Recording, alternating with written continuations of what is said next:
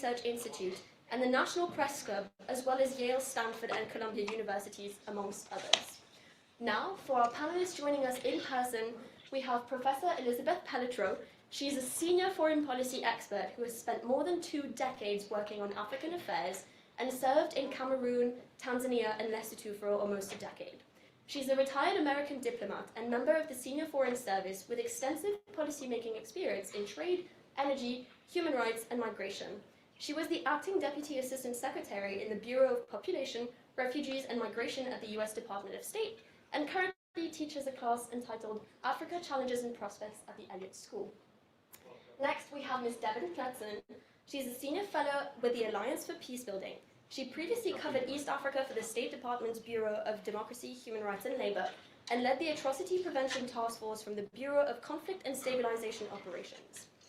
Within the Defense Department, Devon covered East Africa for the Africa Center for Strategic Studies and US Africa Command. Prior to joining government, Devon taught international relations at the University of Nairobi and United States International University Africa. Her writing appears in Africa Asia Confidential, African Arguments, African Studies Quarterly, and other publications. She holds a master's degree in African politics from the School of Oriental and African Studies. She co-authored an article titled The Cost of Leading, Violence Against Women in Kenyan Politics in the Lead-Up to 2027, which, fun fact, was published earlier today.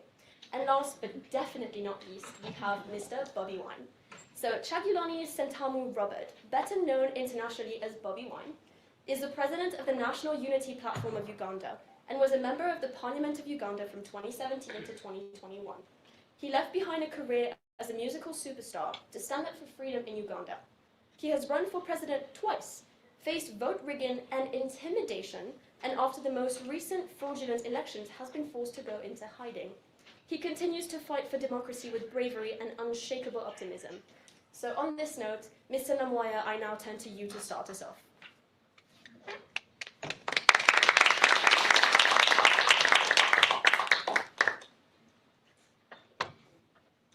Thank you, everyone. It's a great honor to speak to all of you and to have this opportunity to share with you my thoughts on the issue of political crackdowns in the East Africa region. It's an issue we are currently looking at,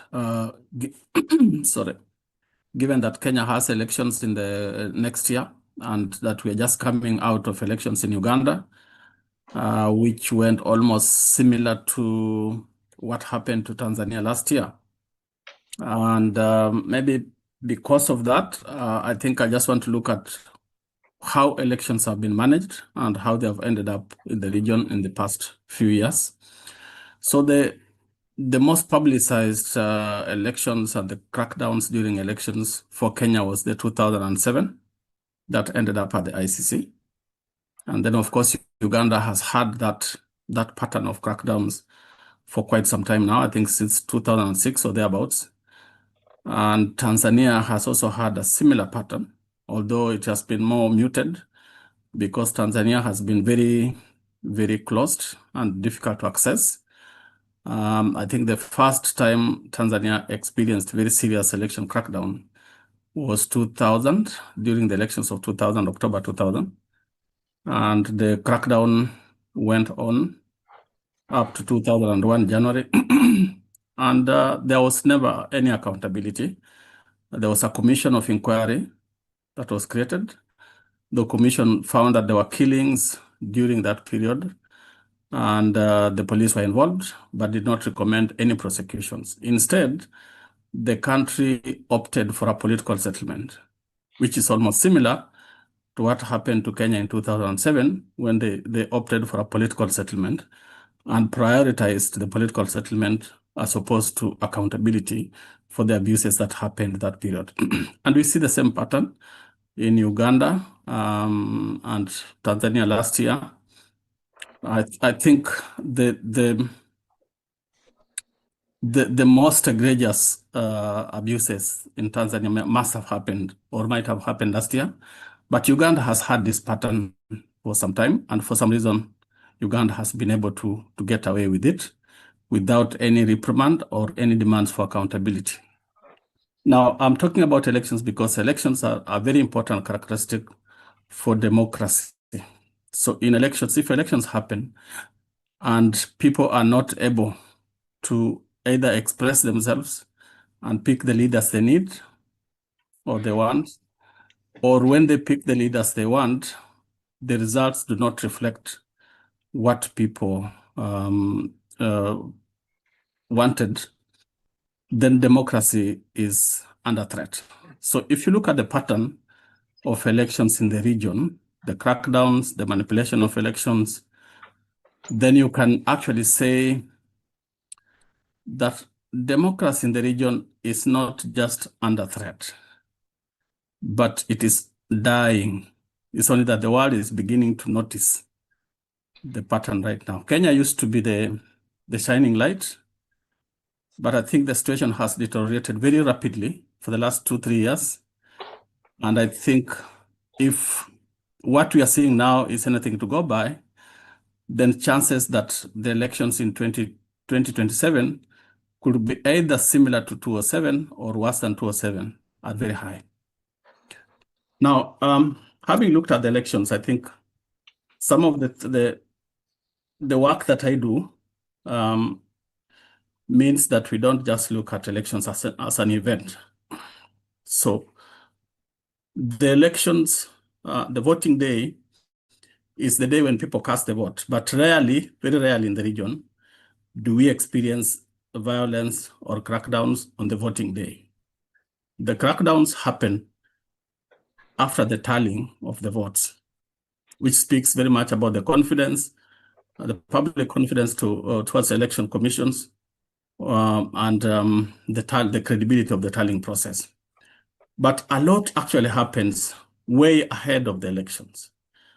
So the period between elections, what happens in there, the pre-elections environment, the crackdowns in that environment, a lot of this we saw in Tanzania and Uganda, and I think we are seeing that in Kenya. Some of the patterns that we established in Tanzania, Uganda, and Kenya today, what we are seeing, included disruption of meetings of opposition political leaders. So the opposition parties are not allowed to hold meetings. They're not allowed to speak to their supporters. They are not allowed to engage or even appear in media sometimes. And when they appear, the media begins to receive threats. So when the opponents cannot be able to speak or talk to or meet their supporters, that election already becomes tilted. And some of this is what causes discontent. And then the authorities respond very violently and abusively. Then one of the things that we have seen, the very worrying trends that we have seen for Kenya, I think it has become worse for the last 3 years. For Uganda has been there for some time. Tanzania the same. It's the issue of extrajudicial killings and enforced disappearances of political opponents. This includes critics on social media and arrests, arbitrary arrests of political leaders. We saw in Tanzania just before the elections, I think the main opposition leader who was the main challenger to the incumbent was detained and never participated in the elections. And we saw almost similar trends in Uganda, where Dr. Kizza Besigye was detained. I think Bobiwine is here today, but he had great difficulty meeting supporters or speaking to his people and selling his policies. And the crackdowns continued up to the voting day and beyond after that. And then we have seen also a pattern, a consistent pattern across the region of the authorities targeting the civil society, the media, threats to the media. Kenya used to be the shining light, like I said, where the media was deemed to be vibrant, civil society was vibrant. But I think the last 2 years have been significant. We might be losing the once vibrant Kenyan media that we have been used to, because where there are no threats, we have seen the authorities squeeze the media using advertising. The state advertising in Kenya comprises about 60%. And when the state withholds that money or withdraws the money, the media suffers, and we begin to see retrenchments, and then suddenly the media becomes compliant. But we have also seen the people in government beginning to purchase forceful buyout of media houses. And then we know in Uganda, we have seen the shutdown of internet, sometimes shutting down media houses. Similar patterns in Tanzania, just ahead of the elections, last elections. We also saw the same in Tanzania, ahead of the elections in 2020. Almost similar of the elections in Uganda in 2021, where internet was shut down, media houses are shut down, NGOs get proscribed, and so on and so on. We see a similar pattern in Kenya. So whereas Kenyan elections have been violent, sometimes the abuses are very serious, a lot of times the environment leading up to the elections has not been as worrisome as what we see today.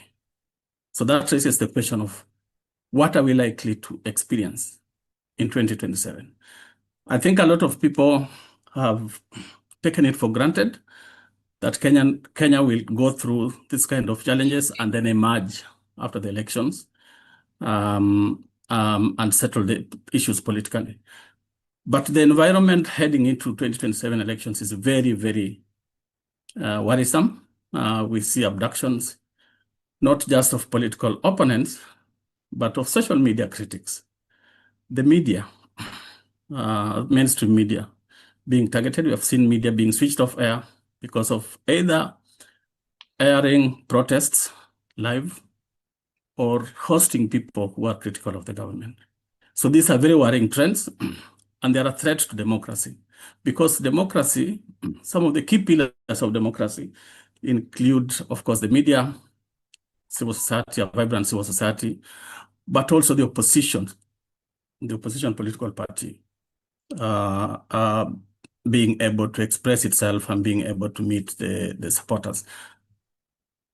So Kenya, because of its regional importance, whenever there has been challenges, I think the international community has come in very strongly, like we saw in 2007. The US was at the front line, the EU, and even the African Union and the UN.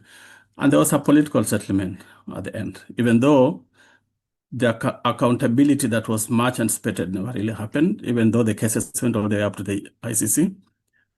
But we tend to see Uganda sort of just getting off the hook and Tanzania getting off the hook. And I think it's important that we begin to demand accountability for Tanzania, for Uganda, and also set the same standards for Uganda and Tanzania. And for Kenya, these coming elections, I think we need to begin to pay close attention to what is happening to civil society, to media, to political leaders, and to money, the corruption. A lot of the money that is borrowed from the World Bank, from the IMF, from other partners like the United States, ends up lining individual pockets. This money is what goes on into financing some of the violence. For example, right now, the key feature that we see ahead of the elections is the use of gangs. Gangs operating alongside the police. So what police cannot do in uniform, these gangs do. They can kill, they can abduct, they can rape, and because they are working with the police, they get away with it. We saw it in a by-election in last year in November in 6 constituencies. And if we can understand the meaning of what happened in that by-election, we will probably be able to understand what to expect in the elections next year. I don't know how much time I have. I can go on and on, but maybe because of time, I can summarize it there. I can take questions if there are any. Thank you. I think you did a great job. Thank you so much, Mr. Namwaya. If anybody has questions about this, please note them down and keep them for the Q&A portion. We're just going to proceed. Go ahead, Professor Pelletro, unless Devin, you would like to add anything about Kenya? I'll take the opportunity just really quickly to chime in on Kenya. So it's really hard to follow in those shoes because, obviously, Otieno is an expert, but I did just want to comment really quickly a tiny bit on U.S.-Kenya relations, and then also this morning with the Alliance for Peacebuilding, we held an incredible group of Kenyan women who were really concerned about some of the threats that women in politics are facing in the lead up to the election. As we've seen in past political crises in Kenya, that when there is that instability, then gender-based violence can really increase.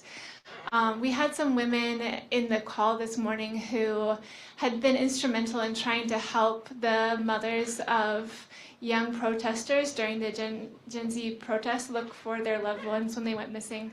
And they had shown me evidence of how the Kenyan police force, including units that are very close to the Kenyan police units that the United States government has financially supported, made it difficult for the people working in mortuaries to identify victims and also identify the correct cause of death. And as we look forward to potentially more protests or election-related violence, I think it's really important that we look at the underlying factors that frustrate accountability processes.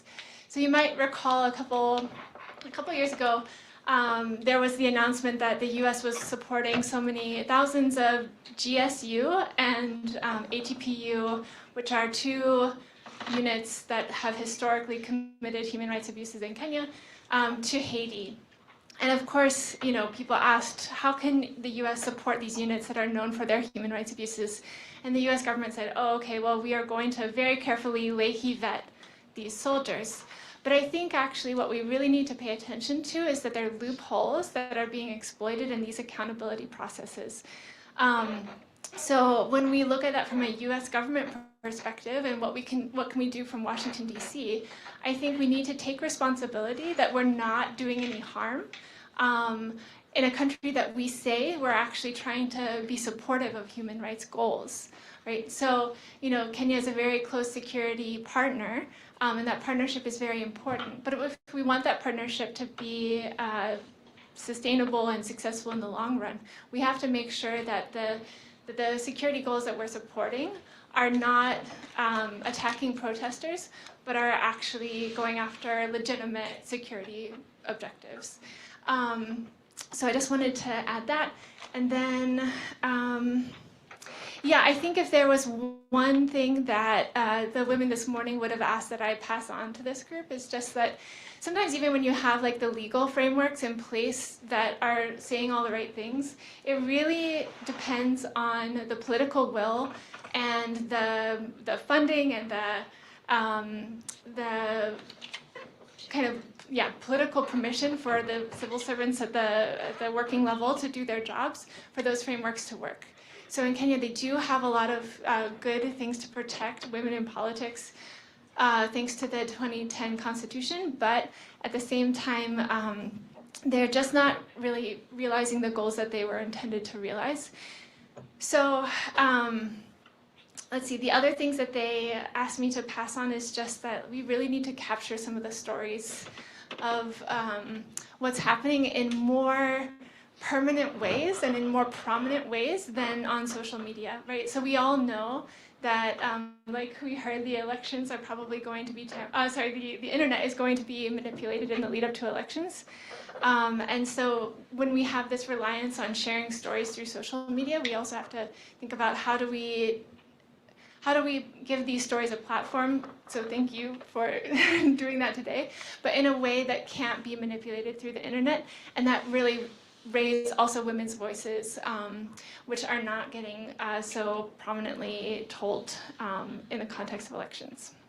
Okay, so that's what I just wanted to add on Kenya. Yeah, no, that's perfect, that's great. And now we're just going to pass it on to Professor Electoral, who's going to give us her expose. Thank you, and it's wonderful to be here tonight. A big thank you to Onero Institute, to you, Zoe, for organizing, and of course to this amazing panel. I am very humbled to be here among such a distinguished group of experts and activists, and I recognize my limited lens. So I will try to keep my remarks short and really in that context. I was asked today to talk a little bit about what happened in Tanzania in October, and maybe how there's some context around that really troubled and disturbing advent of acute electoral violence. I think that comes in part from a general frame around Tanzania that for a long time Tanzania has been viewed, and the ruling party, the Chama cha Mapinduzi, the CCM, have been viewed as a kind of benign hegemon.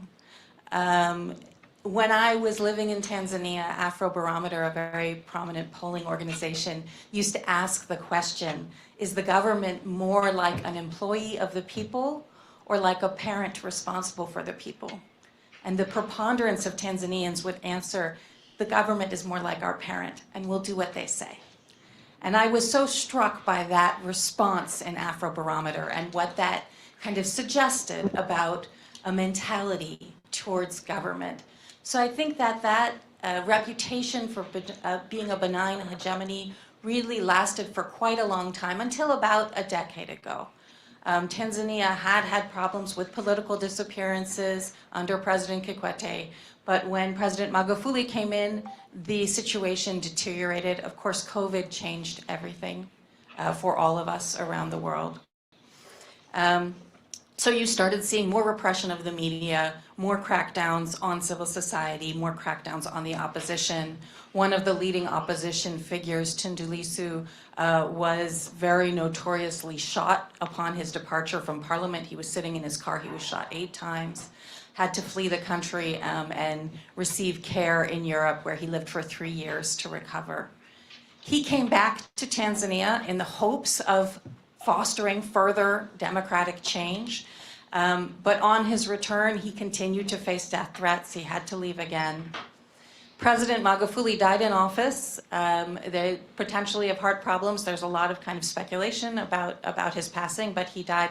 And the current president came to power, had been his vice president and came to power. So she ran for her first election in October of 2025. She was running as an incumbent because she had acceded when Magufuli had died, but this was her first time presenting for office.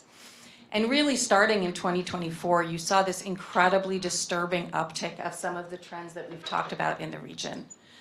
Disappearances documented up to 200 disappearances.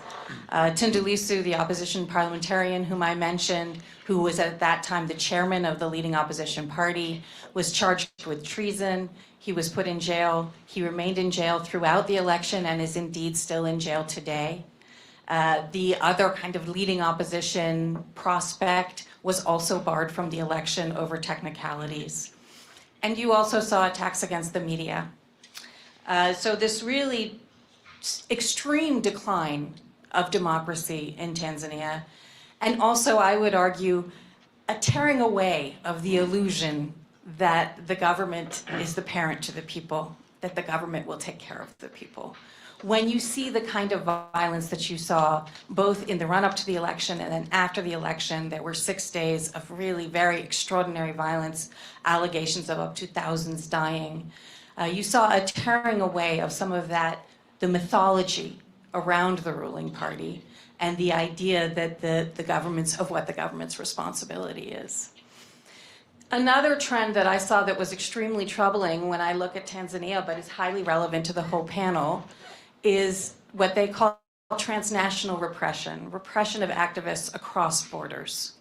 So in the case of Tanzania, this opposition parliamentarian who had been jailed, Tundu Lissu, was supported by Ugandan and Kenyan activists who came to Tanzania to attend a hearing, to attend his trial, or that was their aspiration. What they have alleged publicly in press conferences, you can find this online, is that they were detained while they were in their hotel rooms, they were abducted and really horrifically abused before they were eventually able to return to their countries of origin. That kind of transnational oppression on activists it has happened in Africa for a long time, but I think it's rising in a new way in East Africa. And for those of us who support democracy and human rights in East Africa and on the continent, that transnational repression offers a unique threat, because it means people are no longer safe if they cross a border. They can no longer find refuge or a place to recover in a neighboring country, or it might be much more difficult for them to do so. So as I think about how does the international community respond, I'll mention one other threat. We talked about impunity, this shutting down of the internet during electoral periods. I know both speakers have talked about that, but that really is something that has an enormous impact because it means that we don't get the stories and the documentation out to the rest of the world to support accountability. So when I think about how do the players on the ground and how does the international community help respond to some of these troubling trends? First, I would say that, again, thinking primarily about Tanzania, we saw a few glimmers in terms of the international response, and particularly the African response immediately after the election. The Southern African Development Community, which is the regional body Tanzania is a member, did say that in most areas, voters could not express their democratic will. That may not sound radical to the folks in this room, but within the African context, for that to be part of SADC's official statement was actually a very strong position. Similarly, the African Union called out the objections, said that they called into question the legitimacies of the election. So you saw the beginning of a response from African counterparts. I think that we don't want to skip over that. Those language statements are not easily won in the world of diplomacy, and I want to make sure that we remain focused on it. Even the United States, which was not particularly vocal around the time of the election itself, did announce in December of 2025 that it would be re-examining the bilateral relationship based in part on disturbing violence. And I'm reading here from the US announcement, disturbing violence against civilians in the days leading up to and following Tanzania's October 29 elections. So you do see this kind of a little bit of an international recognition, and I think those of us who want to support democracy want to continue to foster those international acknowledgements when there are abuses. But I also think we need to lean into the regional space.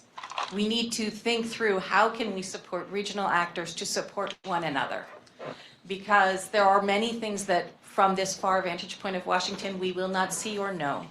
And so thinking how can we foster both the collaboration and highlight the particular threat of transnational repression as a way to try to support democratic actors in East Africa. So I have a little bit more to say about Tanzania, but truly I want to leave time for our very excellent panelists. And of course, for Bobiwine, very, very pleased to have you join us today. So I'll hold there. Happy to take questions at the time. Thank you. All right, thank you so much, Professor Pelletier. And next up we have Devin. So I'm just going to get the mic back. And then after that we'll proceed with Mr. Kada, who's on the screen behind me, and then ultimately with Mr. Bobiwine. Okay, I'm going to talk about Ethiopia and Somalia, but I'm going to really oversimplify things and try to be very quick so that we can move on to the very exciting panelists we have after me. So I'm going to, like I said, really oversimplify what's a very complex Somali election. So there are 57 registered political parties that are going to compete in Somalia's upcoming election. There's also a lot of uncertainty with this election. So we don't have clarity on dates. We don't even have clarity on how the election is going to be conducted. And in fact, it's quite contested. This uncertainty is not doing anything to ameliorate tensions between the federal government and the federal member states. The main source of tension lies in whether Somalia is going to switch to a universal suffrage, as in direct elections where it's one person, one vote system, or if they're going to stay with the system that they've had until recently, where it's an indirect election.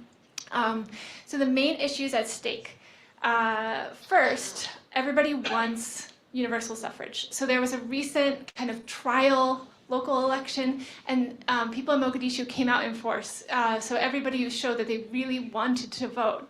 On the other hand, there's fear that al-Shabaab would target, they would take advantage of, people being out in mass to vote, and they would use that as an opportunity to conduct additional attacks. To be fair, al-Shabaab has targeted elections even when they were conducted indirectly, but I think the consensus is generally that this would give them greater opportunities.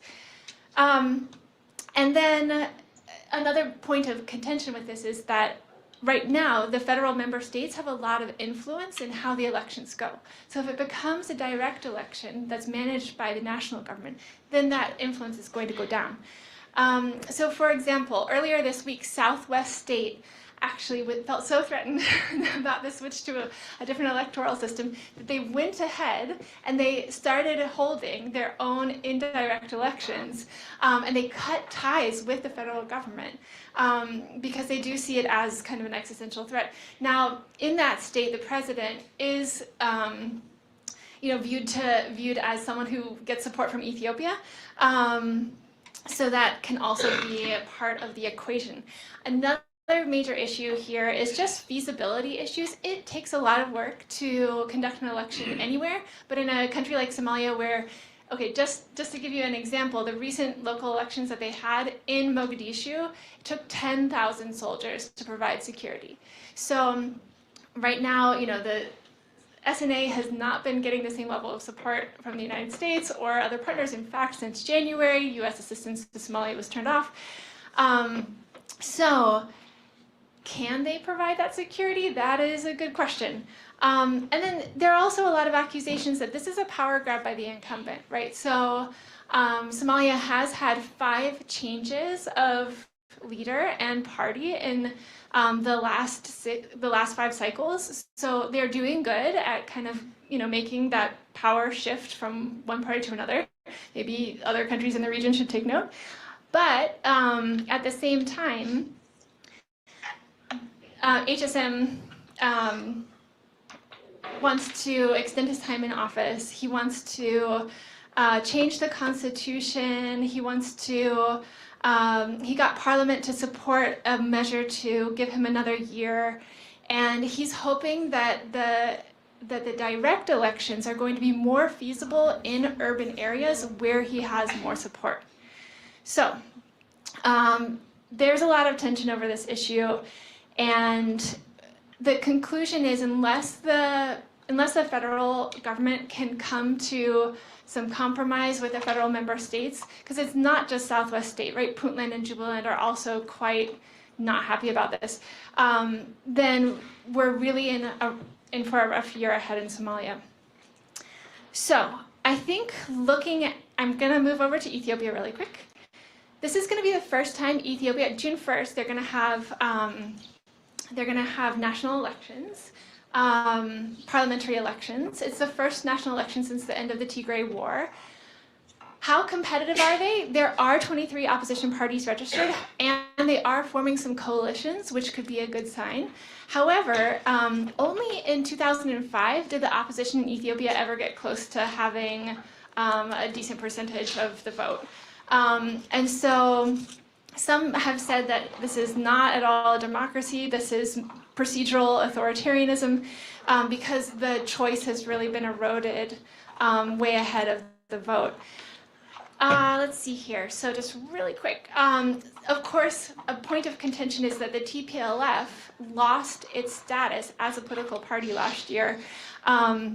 Also, some parties are calling for a delay in the elections, but of course, thinking back to what sparked the conflict in 2021, it was the delay in the presidential elections that kind of led down a dangerous path, so we want to be careful there.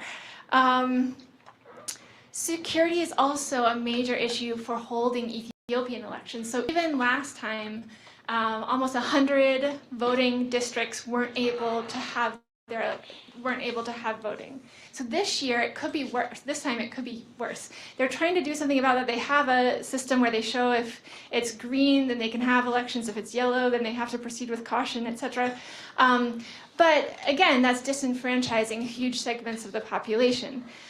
And Prime Minister Abiy isn't helping. So I'm sure, as this expert audience is aware, he's curtailed media freedom, civic space, and political pluralism. He's passed a number, well, with Parliament, he's passed a number of laws that have taken media oversight and civil society oversight to political appointees that he controls. And then we've also seen the banning of a number of civil society organizations. So with that speedy coverage of Ethiopia and Somalia, I'm now going to turn it over. All right, thank you so much for this. Mr. Cato, if you would like to take it away. Yes, thank you so much. I'm honored to be on this panel and happy to see a couple of familiar faces in the audience, actually. So at the Human Rights Foundation, we recently released a new global monitor of the state of authoritarianism around the world. We call it the Tyranny Tracker. And according to our research, 3/4 of the world lives under authoritarian regimes. And this is reflected in the Africa region, where 91% of people live in countries under authoritarian rules.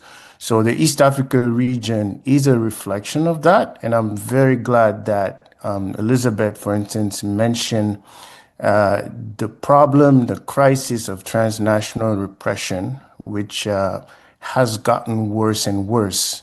And I have been asked to speak about Rwanda, and I will speak about Rwanda because it's a country that is very often left out of the conversation when it comes to East Africa and human rights in East Africa. But it's a country that's very relevant because it's always been ahead in terms of its authoritarian progression. And as I recently even heard from a Rwandan activist, the fear is that countries like Uganda, Tanzania, and Kenya may be heading where Rwanda has been for years now. And so in the case of Rwanda, it's a fully authoritarian regime with President Kagame has maintained an absolute grip on power through constitutional manipulation, sham elections, repression. It's a country where main opponents, the main opposition leaders, have been unable for years, have been denied the ability to register their political parties. They have been denied the right to run in elections, and they have been permanently barred from leaving the country. And I'm speaking specifically of Victoire Ingabire and Diane Rwigara, the two women who bravely attempted to run for president in Rwanda and were severely persecuted, jailed by the government. And in fact, since 2003, since Rwanda started holding election, the ruling Rwandan Patriotic Front has staged elections that have neither been free nor fair nor remotely competitive. And these elections have always occurred with President Kagame's most serious political opponents either in jail or denied from running, barred from the ballot. And as a result, these elections have always resulted in coronation of President Kagame, who has consistently claimed 90+% of the vote in each of the elections, which is where Tanzania landed a few months ago. And Rwanda held its election in 2024. That election followed the same pattern, where we saw a crackdown on dissenters and journalists. Several YouTubers have been jailed and are still in jail today. Journalists, prominent investigative journalist John Williams Twali died a suspicious death. What is notable is that many of the critics of the government are Tutsi genocide survivors, which is the very constituency from which the Rwandan government gained its international legitimacy, the constituency for which it claims to speak for. Now, the two main opponents again, Ingabire and Rwigara, were denied the ability to run in the election, and President Kagame ended up running against the weakest possible opponent, Frank Habineza, and President claimed 99% of the votes. Now, since then, the latest wave of repression has centered around Victoire Ingabire. She was previously jailed for 8 years on trumped-up charges. When she attempted to run for president in 2010, she was rearrested last July on another politically motivated case that involves the imprisonment of 8 of her supporters since 2021. These supporters were arrested for seeking to participate in a workshop about nonviolent civil resistance.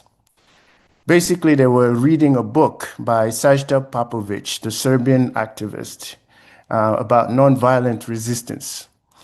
And that's the basis of their trial right now. So Ingabire was rearrested, and they're now it's a politically motivated trial, another show trial in Rwanda. And meanwhile, for Ingabire personally, she has not seen her husband in over a decade, since 2010, because she is barred from leaving the country. And at this point, obviously, the country has been under a authoritarian consolidation for so many years, closed civic space. Critics, activists continue to flee the country, and they end up in Kenya and Uganda, the countries which have traditionally served as their first point of escape from the country. And obviously, Kenya is becoming unsafe.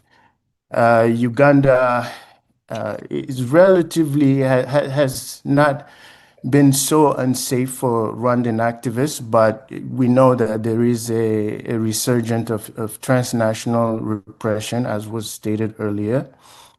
But regionally, Rwanda is a mentor in authoritarianism in the region.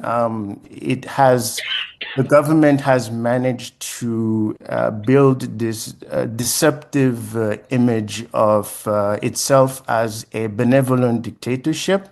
In some corners, there's even some people that believe that the current system in Rwanda is out of a consensus, which is absolutely not true. But it has so successfully marketed itself as an example of development under an authoritarian model that it's very often left out of the conversation. But the truth of the matter is, it remains one of the poorest countries in the world. It is definitely one of the most aid-dependent countries in the world. It's highly susceptible to international pressure. The country was recently sanctioned by the US, not for human rights, but for its fueling of war and instability in the neighboring DRC. And the impact of those sanctions is already being felt and by the government.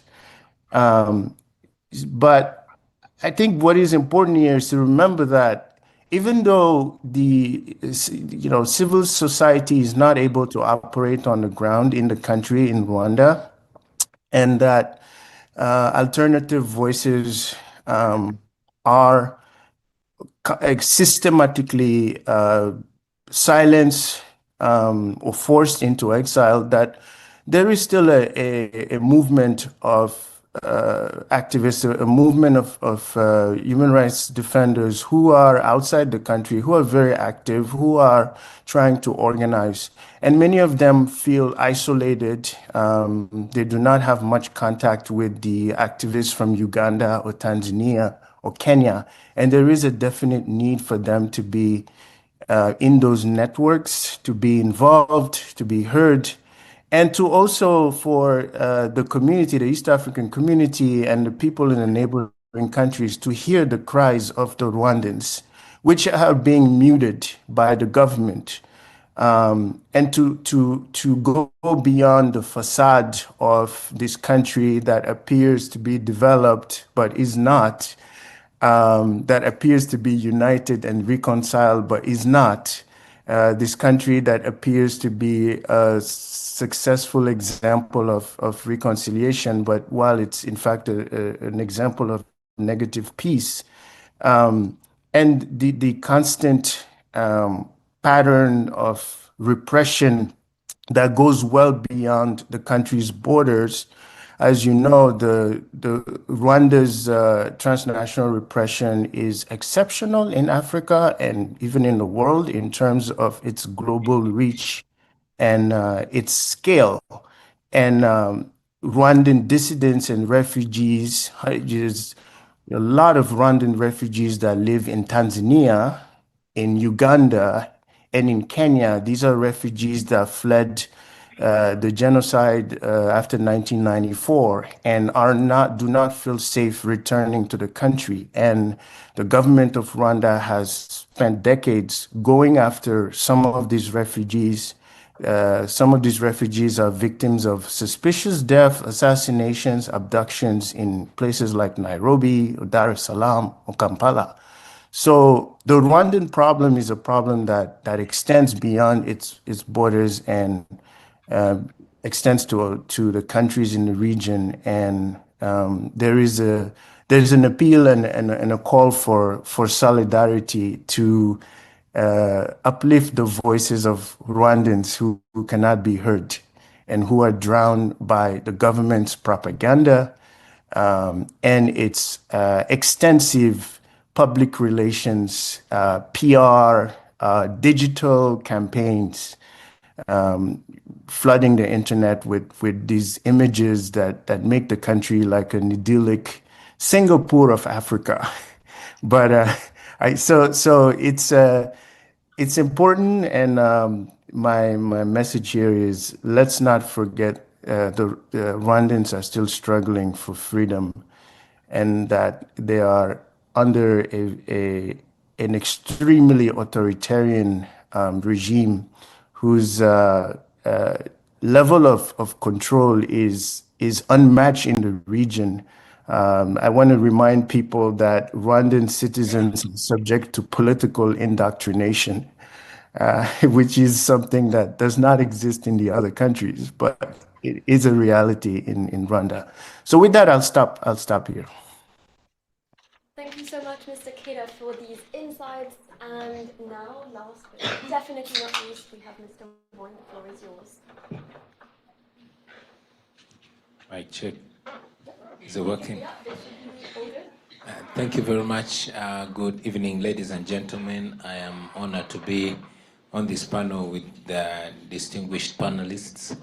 My name is Kyagulanyi Ssentamu. My real name is Kyagulanyi Ssentamu Robert.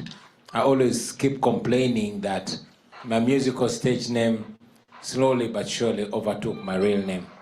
However, I'm consoled because it's much easier to pronounce. So please call me Bobby if you feel like. I strongly believe that I shouldn't be the one here, especially if in the room we have my extraordinarily strong wife, Barbara Kyagulanyi. Please call me Bobby. I strongly believe that I shouldn't be the one here, especially if in the room we have my extraordinarily strong wife, Barbara Kyagulanyi. Who I believe is one of the strongest women that I know. And in addition to that, in the house we have my sister Agatha Atreyu. She's a lawyer and activist, and she has gone through so much that I believe not so many can stand. However, since today I'm the one invited and I'm the one having a nectar in my neck, I believe I represent them. I've listened to the panelists. However, I strongly believe that if it's to talk about repression, if it's to talk about gross human rights violations, if it's to talk about cross-border repression, if it's to talk about dictatorship, then Uganda should be the country to come first. Uganda is a country of close to 50 million people under the firm grip of General Yoweri Kaguta Museveni for 40 years and counting. He took power by barrel of the gun in 1986, and up to now, he's still in charge of our country. He is famously quoted to have said the problem with Uganda in particular and Africa in general are the leaders that overstay in power. But now it's a very big crime to remind him of what he said. We had a presidential election, which I strongly believe I am here not on invitation, not voluntarily. I am here because I ran away, I escaped from my country. On January 15th, we had a presidential election, which I strongly believe we won. I was the main challenger of General Museveni. We had an election where the internet was switched off 2 days to the election, and it remained off for a week. We had an election where immediately after I cast my vote, I was put under house arrest with my wife. But before that, days before, many dozens of our party officials were rounded up and detained. My two deputy presidents, who are women, were abducted the day before the election, actually and they remained missing. Chief of Defense Forces For 2 weeks. When they many people were abducted, they've not been seen again. My deputy president for the Buganda region, the most populous region, had his house raided by the military. See, women play a big role in our elections. They are the organizers. And when somebody's running, we tend to have our tally centers where when we collect the declaration of result forms, the women tend to play the most important role of compiling the results. Now the military raided the house of Honorable Muwonge Chivumbi and shot into the house, killing 10 people in his house, 8 of which were women. Now I'm only talking about the ones that are known, but as we speak, thousands of our supporters are in jails. The difference between 2026 and 2021, because I ran in 2021 as well, is that in 2021, there was still a semblance of cover-up. However, in 2026, because the son of the president, who also doubles as the Chief of Defense Forces, the Army Commander, does not pretend to be a good dictator. He will kill people and he will take pride in it. He will post on social media about it. He was proud to post that I have killed 24 of National Unity Platform, which is the political party I lead. I've killed 24 of NUP members, and I'm so willing, I'm looking forward to kill the 25th, which I want to be Bobby. Now Bobby is me. He ordered for my execution, and indeed my house was raided on the 16th of January, and I was lucky because we had gotten some good lessons of 2026. I played James Bond and escaped from my house. Yeah, it would be funny if it wasn't sad. You know, I left my house a few days later. My house was raided again because my wife remained under house arrest. This time, the soldiers broke into my house, only men. They beat up my wife so bad and my other family members, they stripped her naked. Meanwhile, they were filming. And like I said, the son of the president, who also is the commander of the military, takes pride in torture, especially torturing vulnerable people like women. He was proud to post the image of my wife subdued on the floor with soldiers with guns. And he said, yeah, this is the picture when we captured Kabobi's wife, and she was forced to tell us where the husband was. I remained on the run. I mean, so much of that. It is not only happening with my wife. He abducted my bodyguard and long-term friend, Eddie. We looked for him for 2 weeks. We complained everywhere until in the middle of the night he tweeted and said, don't look for him. I'm holding him in my basement and I'm teaching him Runyankole. Now, Runyankole is the language of the tribe where General Museveni comes from.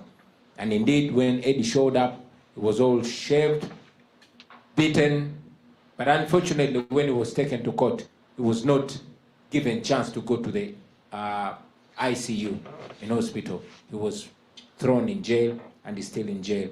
Now these stories have gone on and on and on and on and on and on.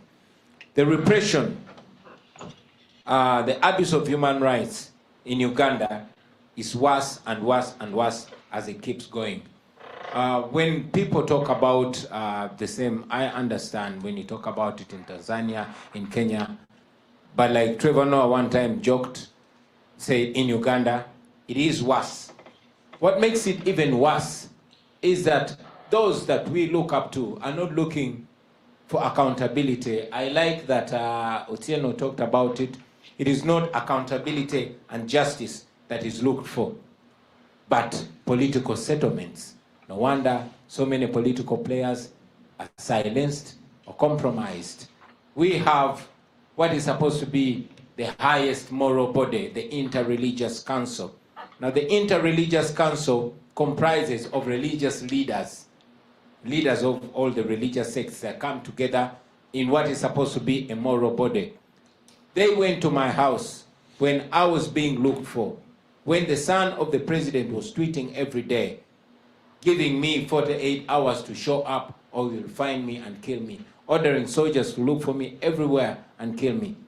Again, my wife and family was under house arrest. They did not have food because nobody was allowed to go in my house or come out of my house. But when the Interreligious Council went to my house, what they were asking my wife to do, number one, there were two things. First is to warn me not to destabilize the country. And two, asking whether I'm willing to sit down with General Museveni. And I've said it many times, that we are not disagreeable to dialogue, but not transactional dialogue. And also reasserting ourselves that it's only free people that negotiate. And our negotiation should be about a transition and what works for our country, not how much money I want or what position I want as an individual. Now this has also been a big problem to us. We find ourselves in the United States and not in any country in Africa. Why? Because we believe that it is countries like the United States that wield power and influence over authoritarians like General Museveni. We are aware that for a long time the United States was giving up to $1 billion annually to Uganda in security cooperation. So we have always been requesting, not just the United States, but other developing partners like the EU and the UK, that this aid should be conditioned to values that we all profess: democracy, human rights, and the rule of law. Unfortunately, it has many times played up as if the US and other development partners are only interested in diplomacy and not democracy. And that we believe that the more we and you friends echo that desire, that is what's going to work. Many times the US seems to be persuaded by security cooperation, but not democracy, not the promotion of human rights, which is very disturbing in our case. Now, Professor mentioned it in the case of Tanzania, that in Tanzania, the citizens look at the government like a parent. I wish we could look at the government like a parent, but for us, the government in Uganda is looked at, in fact, the president is looked at as a king, and we are subjects. And the son of the president plays it right because he's not shy to go on social media and say, well, I cannot wait for Mzee to step aside so I can take my inheritance. For clarity, I would request some of you, and I think I'm promoting him, please go and follow Muhoozi Kainerugaba on Twitter. That will help us, to speak less, because he helps us. He puts everything, and whatever he tweets, we believe it is in many ways their dinner table talk.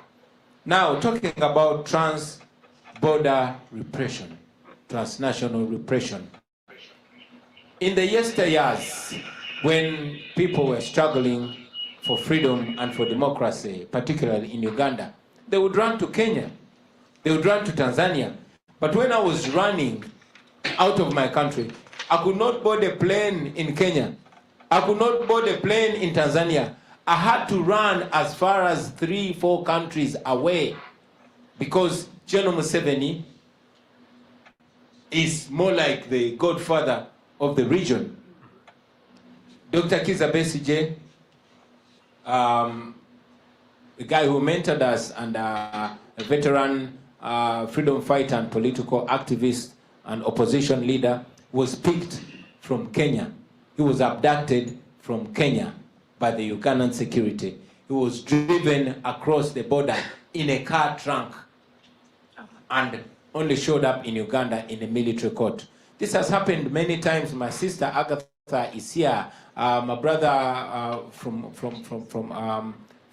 Kenya, Boniface Mwangi, faced the same plight when they went to stand with our brother Tundu Lissu in Tanzania.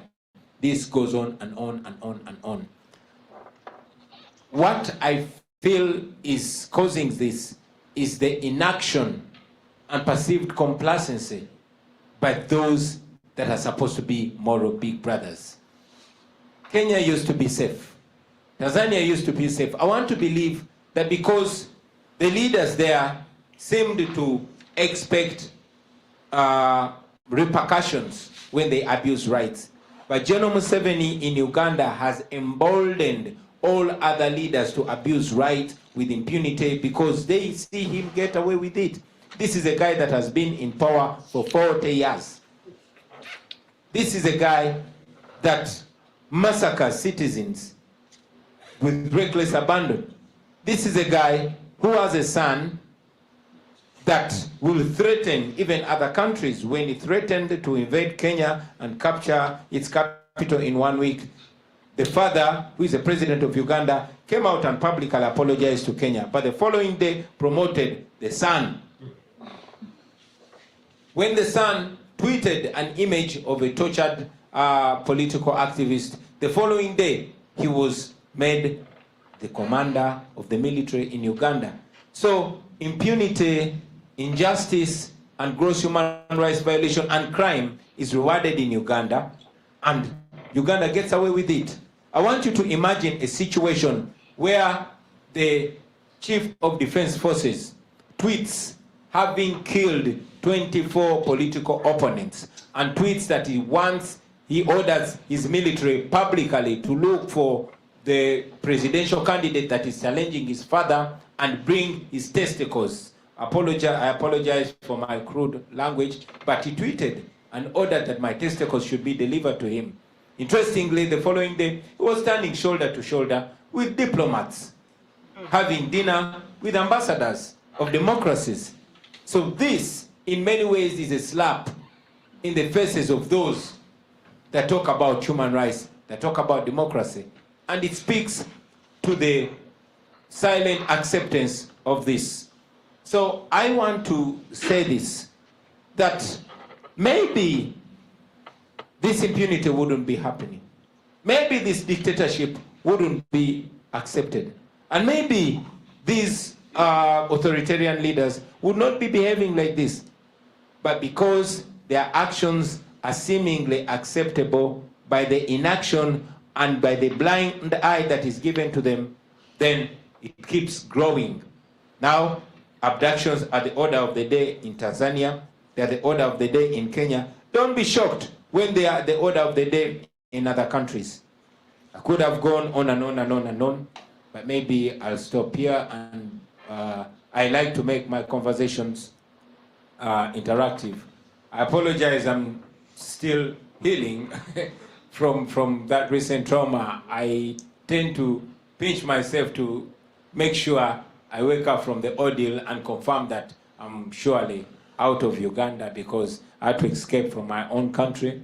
Many of my friends that are perceived and thought to have helped me, some of them, I'm told, have been shot and killed. When I was nominated to run for president, the Electoral Commission gave me 16 police officers to man my security, like they did with all other presidential candidates. Interestingly, after my exit from the country, all of them were rounded up. and detained. I'm told that 9 of them were dismissed from the police with disgrace. They are being accused of aiding me to exit the country, while others are still in detention. So much has gone on.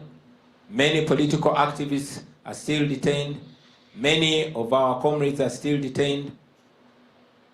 But I hear that they are suggesting to have negotiations with the government to allow me to return to my country and to allow the political party I lead to be recognized as a legitimate political party. So I wonder what they nominated to run for president. I could go, like I said, I could go on and on and on, but maybe I'll take the questions. I thank you very much for listening to me, and I thank you, fellow panelists. Thank you very much.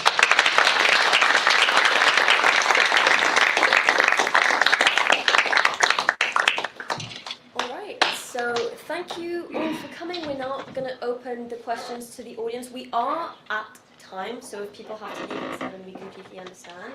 But also, if you are willing and able to stay for the Q&A round, you're more than welcome to do so. What I would ask is that you come and line up on this side, because if you are in the crowd, the panelists online can unfortunately not hear you unless you have a mic. So I have a handheld one right Q&A round, you're more than welcome to do so. What I would and then our panelists will answer questions. So if you have anything to ask, please come and stand over there and join me on this side.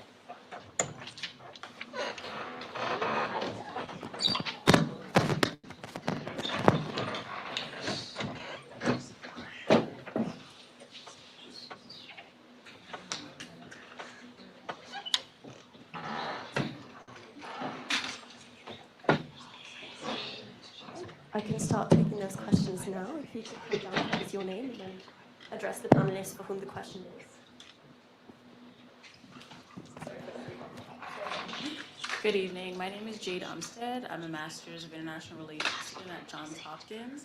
I did a research project on Ugandan democracy, so I followed Mr. Wyon's campaign very closely, so thank you for being here.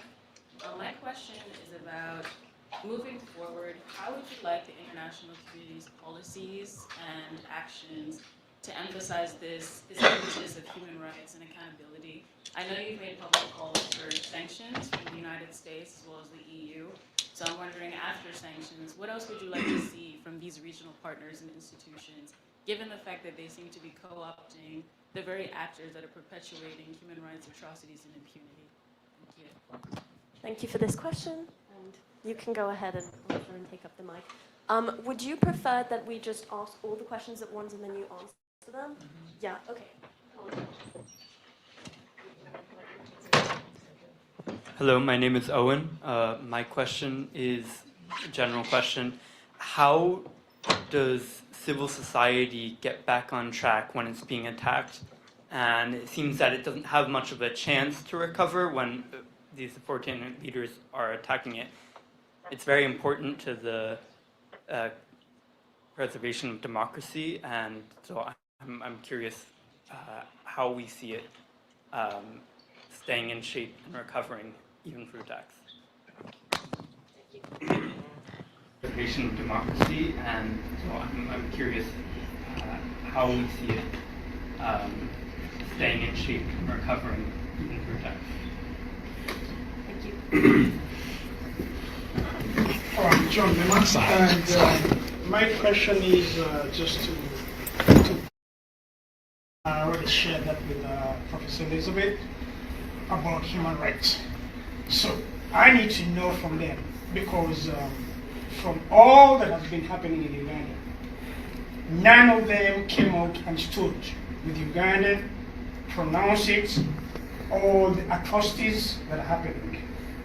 And then secondly, when we say we are standing for Ugandans, and we heard from their talk right now, it's not about Uganda, just like the president said.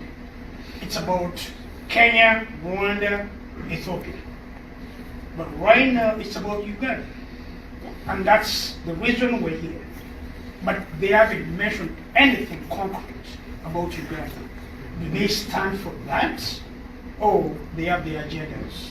Because human rights is supposed to be studied because what I told Professor Elizabeth, our own chairperson came out and said it's above my limit because I can't handle this. They've threatened my life, so I'm not going to speak. The only person I know that spoke about human rights in Uganda, and I know the president knows, he was called Tom Brook the Late. Bukoto flats, the white flats. So he came out and told the president, I am not going to stand with you. So I'm asking all these representatives, what are they doing? Because all they do is pretense. We are tired of pretense. So I will need to listen to what they say. Thank you.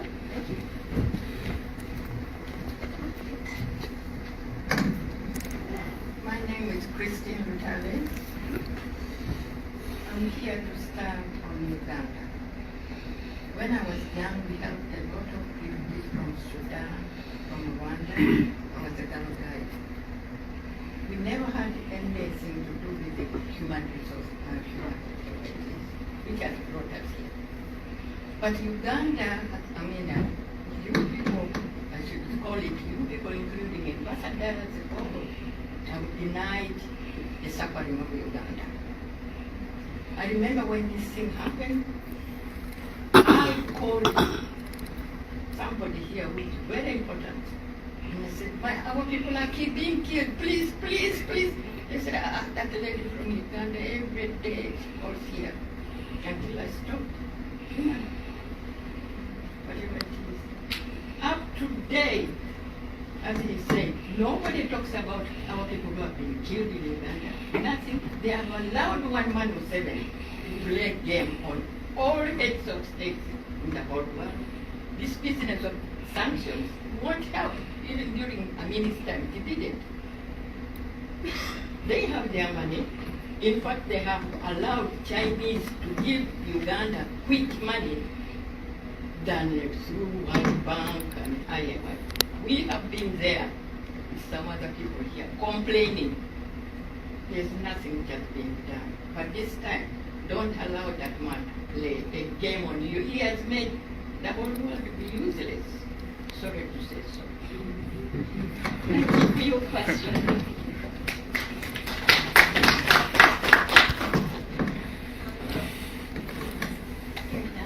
Okay, yes. Hi, my name is Janelle Jim. I'm a senior here in the Elliott School of International Affairs. For my question, the one common thread that I noticed among all the speakers today was the concern of securitization of media within the region, and the securitization of media being used as a justification for digital authoritarianism. As Mr. Wine mentioned earlier, the use of media to almost put out warrants out for people through, Twitter, other forms of social media, and also media suppression as well. So, and how this framing of the media right now is being framed for countries outside of, after viewing a lot of the concerns that you have all brought up right now as being for security purposes, as not being human rights violations. So my question is going towards how can this framing be reversed so that we can see so that we can see, the global community come and stand up against the securitization and these human rights abuses. Thank you. Thank you. Hello, my name is Mary Apollo. I'm an advocate from South Sudan. I have a couple of questions to Mr. President Bobiwine. The first one should be how do you envision the upcoming election should look like in Uganda and in Africa, as you are someone who went through these challenges? And then secondly, what would you tell the youth, the young people, the message that you want to send to them, especially Ugandan youth when we work together? I think most of the African youth, they get used to work with limited resources because you through challenges, and they have a lot of talent. So how can they break these barriers? And I wanted to go further than that also, the role of the diaspora. How can the diaspora be helping these transformations of democracy in Uganda.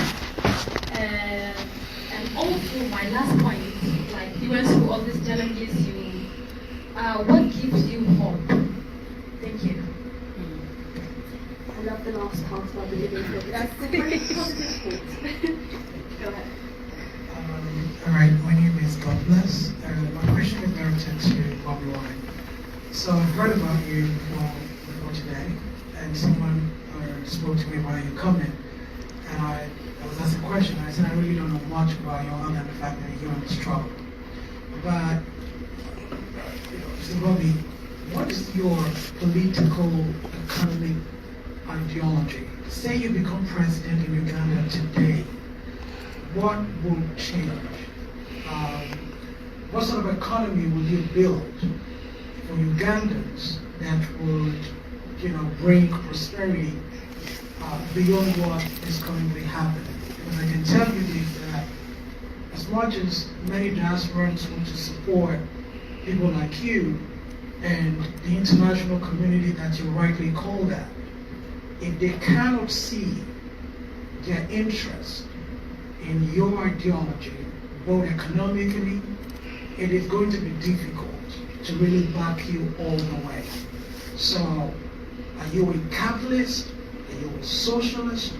What are you, beyond the fact that you want political power? I think a lot of us in the diaspora, we've gone past the let's just struggle for power, but what are we going to do so that we are not just repeating the same mistakes like those who just wanted power, like the people you're talking about? Thank you very much.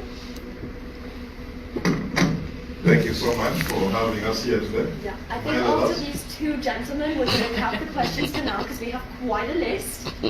So go ahead. My name is Daniel Kauma from Uganda, and my question is going to our former State Department experts. And just to borrow your experience, I think we are noticing that foreign policy is changing across the world. It's becoming very transactional. And that puts oppositions like ours in Uganda at a disadvantage when current regimes can get away with atrocities. If I can offer you minerals, if I can offer you access to oil, if you can accept admitting deported migrants, and so forth and so forth.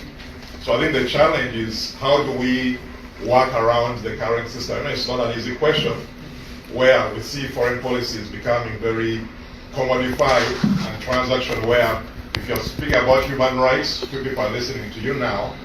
They are listening to who is getting them access to resources, minerals. We are seeing it in Venezuela and other countries as well. So how do we work around such a system to advocate for those who are voiceless? Thank you. Thank you very much.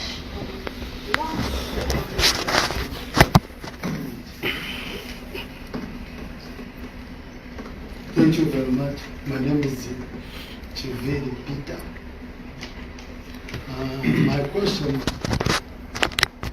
will be the last gentleman who went back. Because at this time I don't think Uganda we're looking for any economic.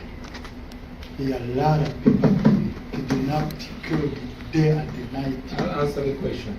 Yeah. Please ask your question. Ask your question, boss. Really, that's what makes me stand up.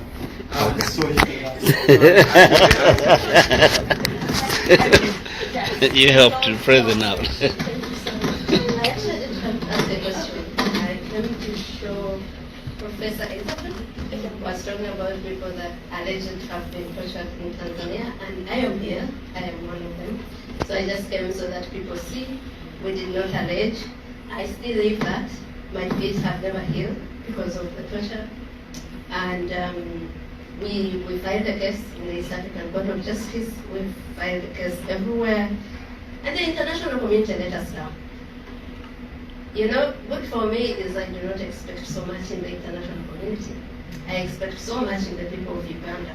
So I don't have a sense of entitlement on the international community to help us. I just also hope that you stop pretending that you are going to help when there's no help. And I'm sorry for saying you. I'm not meaning people here, but I'm saying that that's how the international community looks like if what we said about Tanzania had been taken into consideration, because we came out after the torture, after being threatened that if we speak we will be killed, but we said we're going to speak so that it stops with us. That's what we at least expected, at the very least. If that had been considered, 10,000 people wouldn't have been massacred in Tanzania. But it was.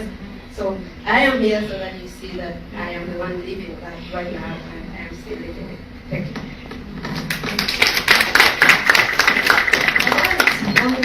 Very loaded list of questions if you would like to go ahead Sure. and start answering them. Sure, thank you very much. The first question was, what would we want the international community to do? And I'm very glad my sister Agatha answered it. We are not asking you to come and save us. We are asking you to stop funding our oppression. It is the American taxpayer that gives Museveni those millions of dollars. We are willing, and indeed we are trying to fight against oppression, but we cannot fight against $1 billion every year. We cannot fight against the French guns, against the tear gas that comes from the Europe and all that, you know. We want to free ourselves, but we are fighting against a power that is behind a dictator. In the late 80s, it is until the United States denounced the apartheid government that apartheid fell. Otherwise, even Nelson Mandela was declared a terrorist by Margaret Thatcher. So,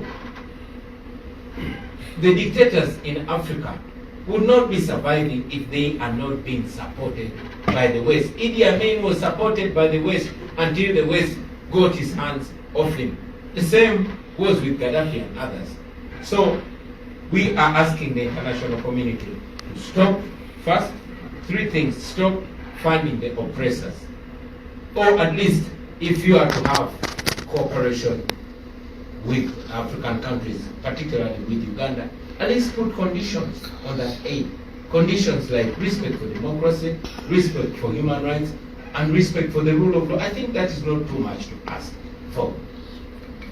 We are always mocked by the propagandists of the dictators back home. Every time we come here, we don't come here to ask for money. When they are being funded by the Western countries, they call it cooperation. When we come to the Western countries to demand that conditions are put on that aid, they call us Western puppets.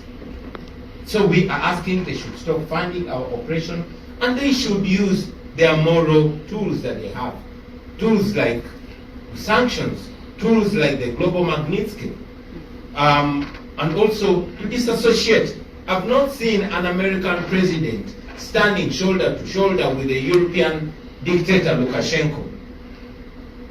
What Museveni does in Uganda, if it was a European president that does it to European people, I am sure that leader would not be in power the following week.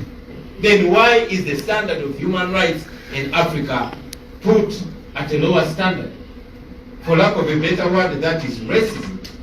So let the standard of democracy in Africa, let the standard of democracy, the standard of human rights in Africa be measured at the same standard with Europe.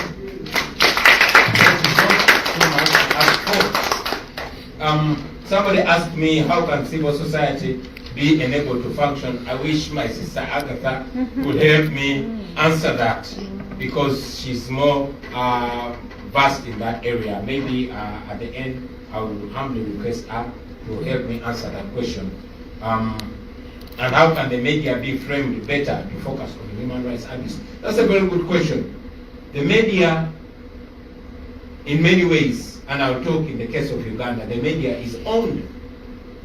Almost all radio stations are owned by either a minister or an army general or somebody well positioned. And even those that are not owned are intimidated. We have a radio called the Central Broadcasting Service. It is owned by my kingdom. But but I cannot be hosted on that radio because Museveni threatened them. In 2009, he took away their license, and they spent more than 15 years operating without a license. So that means that even those radio stations and TV stations are controlled and guarded and intimidated. Thanks to the generation that we live in, we have social media. And it is social media that is helping us. No wonder Facebook is now banned in Uganda. Under the hate of Facebook, you know, in Uganda, like nowhere in the world, they introduced social media tax. Have you heard about social media tax? Well, it was introduced in Uganda. So we survive on the internet. We, for lack of a better word, smuggle the truth out of Uganda using social media. And because it's a creative generation, we tend to, you know, find other creative ways. How can youth play a better role? Get involved. Fold your sleeves and get involved. This that we are doing for the generation to come, because we don't know how long we're going to live. We have seen anybody, especially in Uganda, who tries to stand up to a dictator ends up either in exile or in prison or dead. But we do it nevertheless, because we know that what we do inspires others. You take out one, others rise. You take out Besigye, Bobiwine rises. You send Bobiwine to exile, others rise. So pick a leaf, young people, and do what you have to do. After all, it is your future. I mean, yesterday I was a young man. Now I'm 44. I was a baby when Museveni came, I was 4 years. Now I'm almost a grandfather. So it is the youth that own the future. And to those in the diaspora, you have nothing like an excuse. You are safe. You are in safe spaces. You are not guarded. Use the opportunity. After all nations that have been liberated, their diasporas have played a very, very fundamental role. So get involved. Again, the same young man asked, what gives you hope? What gives me hope? History. History teaches us, yes, the young lady. Thank you from South Sudan. History teaches us that oppressed people have never and can never be oppressed forever. Hitler was powerful, but he fell. Stalin was powerful, but he fell. Museveni is powerful, but he will fall. So that alone keeps us going, knowing that history is on our side, knowing that what we're doing is right. The fact that we've been arrested many times, Dr. Kiza Besigye, I think he's the most arrested person that I know. But he has never been convicted because the law is on his side. The law is on our side. And those of us who believe in God, we know God is on our side. And when God is on your side, my friend, nothing can stop you. So that alone gives us hope and keeps us going and going and going and going. Now there's some intellectual young man who asks, what is your economic, political ideology? I think, to me it sounded so elitist, maybe because I'm not so educated. But again, our mentor, Dr. Besigye, has mentioned it many times, that the intellectuals are the problem of our generation. I'm a freedom fighter, I just want to be free to choose.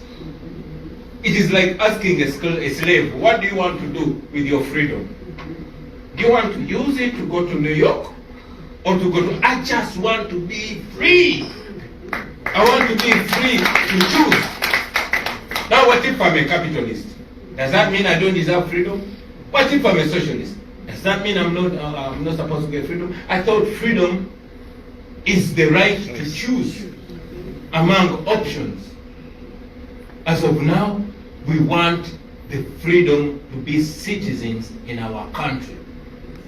We want the freedom to have a vote. We don't have a vote in Uganda. We want the right to choose whether to be capitalist or socialist or none of the above. We don't have to explain, I don't have to explain to you whether I'm socialist or capitalist in order to be allowed to be free. So all we want is to be free.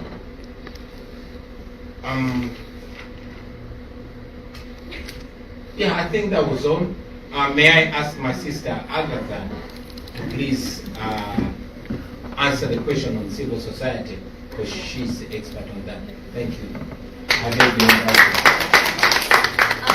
Before you start this, Agatha, I'm just going to say that because we are about half an hour over time, we're going to hard stop it at 7:30. So I'll answer any question. It's just a simple question. I think it was about civil society and what it should do or can do. Civil society in Uganda is not allowed to do anything.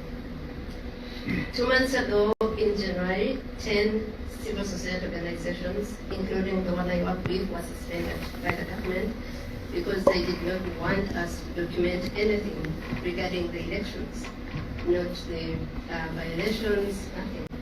That was followed by the freezing of the accounts, but also towards the elections, many civil society leaders were thrown in jail. One of them is called Celebrated. Some of us had to run away and cover the elections from outside Uganda. So the civil society, space in Uganda has been shrinking very, very gradually for the last 6 years, especially financially. They started by sending out the Democratic Governance Fund, the European fund that was funding civil society in Uganda, and I think that was in 2021, because President Museveni, anyone that writes the wrong that the government is doing is viewed as subversive. So they told the DGF to hold funding and just get out of Uganda. Recently, everyone that was funding civil society organizations that are critical, that are political, especially those in the civil liberties space, was threatened by President Museveni's son with deportation. In fact, two diplomats were deported in the run-up to the election. One, a German from GIZ, another from GW. So that's what it has been. It's worse now. When they speak about President Museveni's son, I don't think Mr. Wine, like you guys call him, I do not think he explained enough that he's the one in charge. He's the one calling the shots now. So what happened was, I think some of the atrocities that Bobby mentioned here didn't include the atrocities out of Uganda. There's a UN report about atrocities of the UPDF, the Ugandan army in South Sudan. In DRC, they were forced, I think, to go out. So that's what's happening. And when it comes to us that are operating within that context, you will just remain with a few that have stood firm and said whatever comes, that those are few. And I don't blame those that have said, this is not worth it.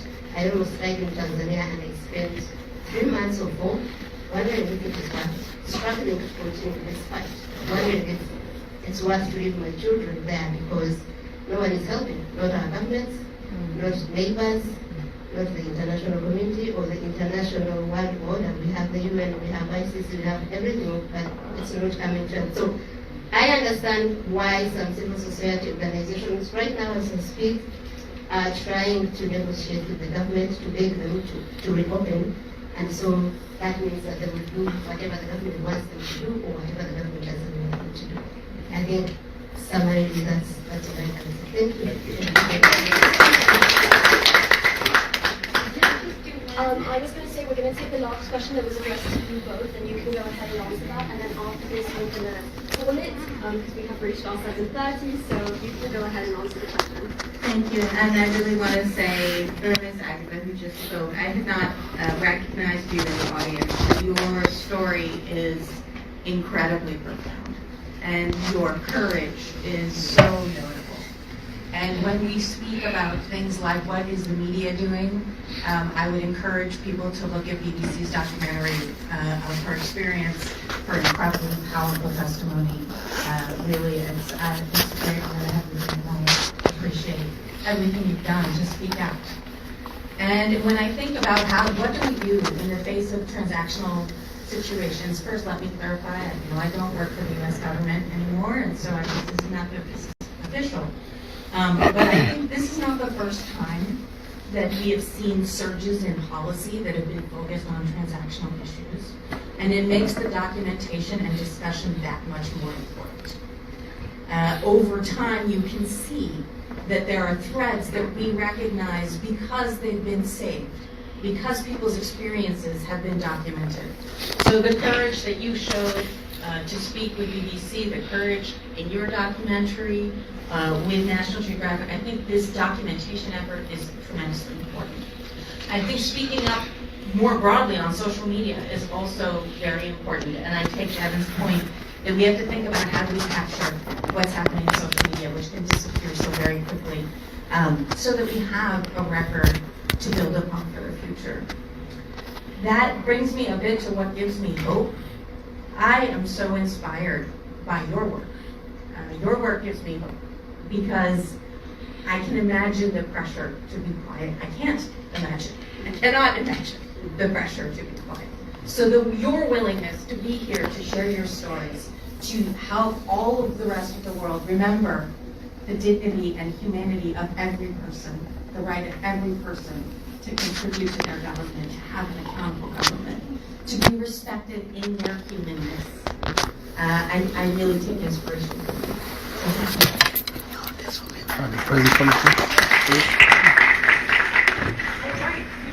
People start rushing down really quickly. I just want to thank all of our panelists and our guest speakers for coming, for sharing their insights, all of their perspective, and for telling us a little bit about their personal experiences in the case of Mr. Wine, as well as their perspective on various really salient issues. So again, a big thank you and a big round of applause for everybody.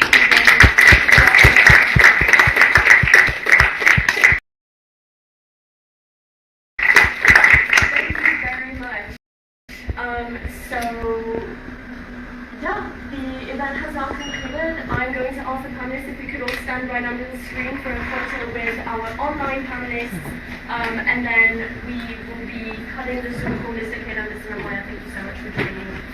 So we're going to have the photo right away, and then I will let you go. Thank you so much for staying for the time. I really appreciate it. So if you could stand right. All right, it'll be really quick. Have you in this? Come on. This is you. Come on, Agatha. Yes, please. Can we have take a round of applause for the International Women of Courage awardees?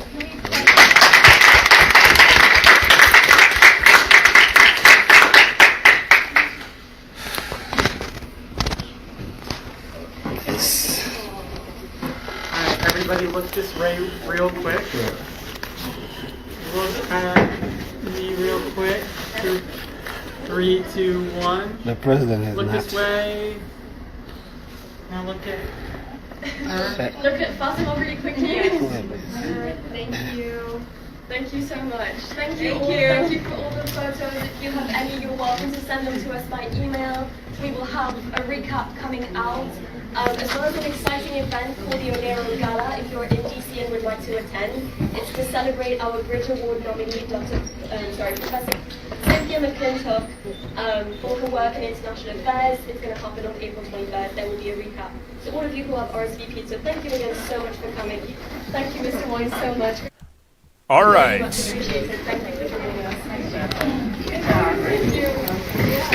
All right. Mwena abadde bansindikira messages nga mumbuuza Jebbi oliwa oli ludda wanga situkulaba ndowooza banange temwina kye mu mmanja. Yes, buli kimu ndowooza mukiwulidde bulungi. Speech ya president mugiwudde bulungi. Nsanyuse nnyo ne Agatha naye abaddewo bulungi nnyo. Nadde simusuubira naye. I was shocked when mulabye ngate ali kali bulungi nnyo ebibuuzo naye nga abiddamu bulungi nnyo.